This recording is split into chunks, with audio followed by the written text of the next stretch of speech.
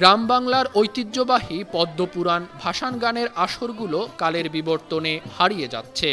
একসময় পদ্মপুরাণ ও কুষাণ গানের ব্যাপক জনপ্রিয়তা ছিল দেশের উত্তরের জেলাগুলোতে। ভাসান গান মূলত বেহুলা আর লক্ষিন্দরের গীতিনাট্য।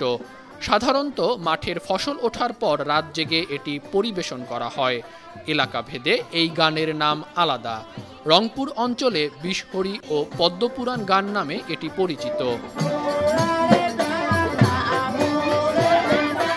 আবার বিভিন্ন অঞ্চলে এটি পদ্মপুরাণ গান, পদ্মার নাচন, বেহুলার নাচারি, কান্দনী বিশহরির গান নামে পরিচিত। সম্প্রতি কুড়িগ্রামের ফুলবাড়ী উপজেলার নওডাঙ্গা ইউনিয়নের গোরখমণ্ডল এলাকায় আয়োজন করা হয় এ গানের।